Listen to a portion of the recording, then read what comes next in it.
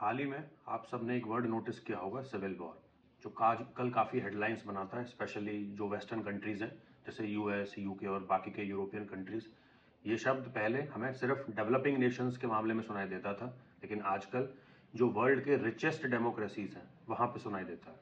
तो आजकल ऐसा क्या बदला है और आने वाले टाइम में ग्लोबल पॉलिटिक्स में किसके फ्यूचर को हम कैसे देखते हैं, उसके बारे में डिटेल में डिस्कस करेंगे। उससे पहले हमें लाइक, शेयर और सब्सक्राइब जरूर कर लें। हिस्टोरिकली सिविल स्ट्राइफ हमें वेस्ट नेशंस में भी दिखता था, जैसे कि इंग्लिश सिविल वॉर, फिर उसके बाद अमेरिकन सिविल वॉर होता है और एंड में दो वर्ल्ड वॉर की डेवास्टेशन दुनिया देखती है। उसके बाद यानी कि 1945 के बाद एक सिचुएशन आता है जहाँ पे पीस आगे की तरफ बढ़ता है, एस्टैब्लिश होता है और इकोनॉमिक प्रॉस्पेरिटी आती है। बहुत ही इंपॉर्टेंट डेमोक्रेटिक इंस्टीट्यूशंस बनाए जाते हैं और वेलफेयर स्टेट्स का एक बार फिर से जन्म होता है। लेकिन ये पीस अब चैलेंज होता हुआ दिखता है और वेस्टर्न सोसाइटीज़ में एक डिवाइड दिखाई देता है। रिसेंट एग्जाम्पल की अगर बात करें तो चार्ली कर्क का एक मर्डर होता है यूएस में और पूरा पॉलिटिकल शॉकवेव्स यूएस में आते हैं।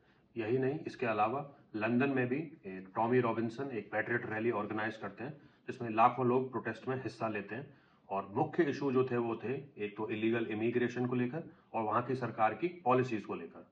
और यूरोप में ही लंदन के अलावा जर्मनी और फ्रांस में सेम तरह की सिचुएशन हमें दिखाई देती है, जहाँ पे यही इमिग्रेशन और जो पॉपुलिस्ट सेंटिमेंट्स हैं उसके आधार पर एक जनाक्रोश दिखता है। एक कंट्रोवर्शियल आइडिया जो आजकल काफ़ी स्प्रेड हो रहा है, दी रिप्लेसमेंट थ्योरी।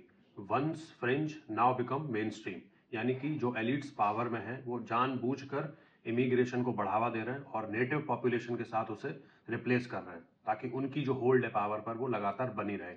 लेकिन यही इमिग्रेशन की वजह से सोशल कोहेजन खराब होता है, वेजेस काफ़ी कम हो जाते हैं लोकल पॉपुलेशन के और जो पब्लिक स्पेसेस हैं उन पर भी स्ट्रेन आता है। फॉरेन पॉलिसी की अगर बात करें तो जो पॉपुलिस्ट हैं वो इस आइडिया को रिजेक्ट करते हैं, जैसे कि मल्टीलैटरलिज्म और इंस्टीट्यूशंस लाइक नाटो।